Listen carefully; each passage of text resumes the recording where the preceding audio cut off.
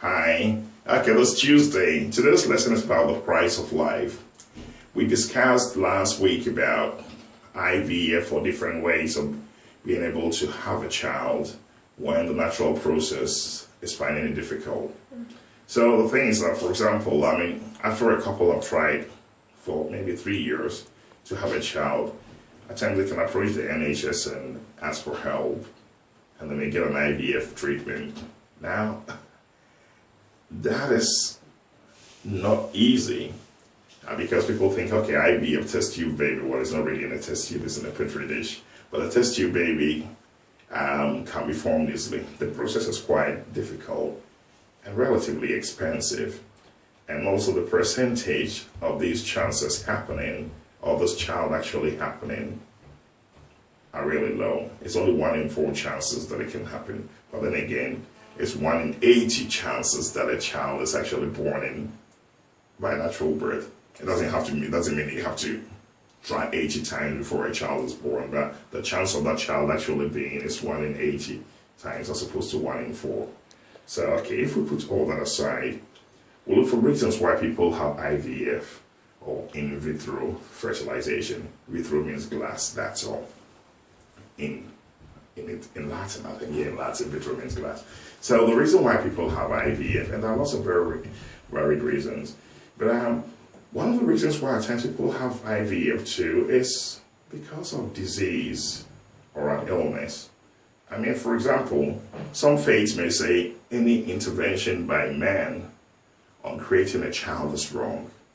But at times one parent may be ill or may have a disease. So when they have IVF, you're able to screen and be very, very specific as to which sperm is placed into which egg so that you can avoid diseases.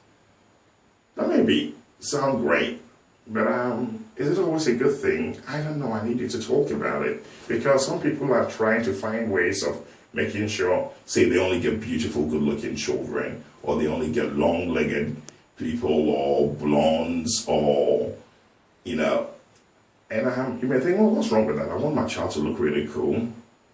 But then you may also argue that people may be using it for the wrong direction. For example, recently, there was a blind couple who decided they wanted their baby, which was going to be conceived by IVF, to be blind too. They wanted specific selection so that their child was born blind.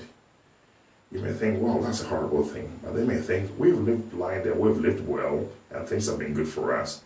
Why do we want a child who is doing stuff we have no control of? You get what I mean? Who can see, for example? Oh, that is really horrible.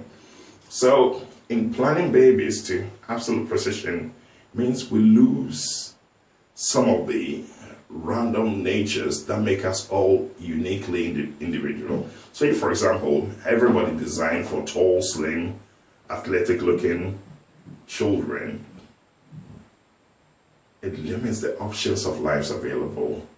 Some religions or some faiths say that is wrong.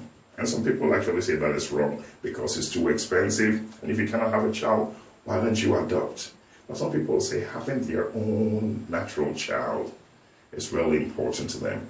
Some also people need to have IVF to make sure their child is born right, disease-free. For example, if you have HIV, if you've got AIDS, you can still have a baby. But if especially the male has AIDS, the male in the relationship has AIDS, they will have to select the right sperm, which is not affected, and implant it in the female's egg to make sure that the child is born AIDS-free. It's a complicated process, but that's the way it goes.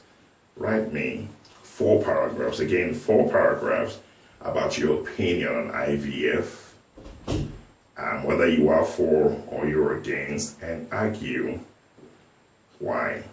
Have a discussion about it.